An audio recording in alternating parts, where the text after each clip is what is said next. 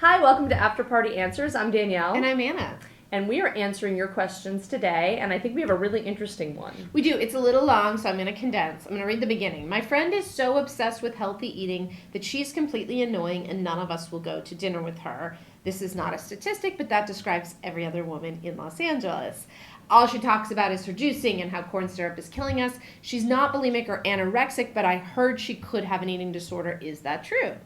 Well, you remember there was that girl that had that blog, what was it, like Breaking Vegan or something? Breaking Vegan was her book, but she became very well known for being this vegan who was so healthy and so hot, and everybody got into that social media hero worship. And what happened to her? She ended up losing her hair, her lips were turning blue, she stopped getting her period, which are all side effects of anorexia. And we don't know exactly what she was eating, but she came out with this memoir and said basically, stop worshiping this ideal. This actually has not been healthy for me. And that's how I actually learned what orthorexia was. We did a story on it in November. And it's obviously not about veganism. I mean, veganism is fine. It's just about where your obsession lies and isn't making your life unmanageable. And in terms of your friend who is really annoying and you don't want to go out with her, I relate. Make a new friend. Yeah, oh, sorry.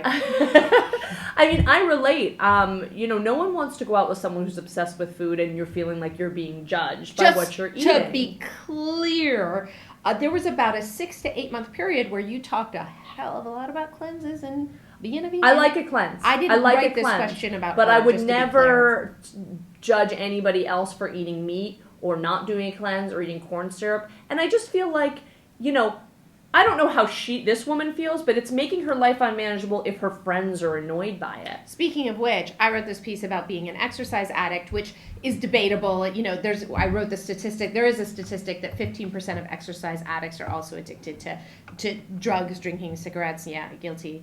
In recovery. Except they look good. And while I don't think it makes my life unmanageable that I'm committed to being somewhere Tuesdays, Thursdays, Saturdays, sometimes Wednesdays and Sundays, I have had people I know tell me that it makes my life unmanageable because it annoys them. Yeah, it's hard to make plans with you. It's like almost impossible. I'm super available when I'm not exercising. Anyway, I don't think it's a problem. I don't think it makes my life unmanageable. Some negative Nancy's, as they're called in the business, IE commenters wrote that they disagreed with me and that I did have a problem. So I think when it comes to this, if you're concerned about your friend, you should definitely say something, and there is actually a disorder with a name. But I think maybe start off by just saying like, hey man, you don't like high fructose corn syrup and you don't want to eat meat, that's great, but could you keep it to yourself? And also know there are eating disorders out there that are not bulimia and anorexia that just don't get the same amount of airtime. That's right. Except and here. We're giving it some airtime. Yeah. Thanks, guys.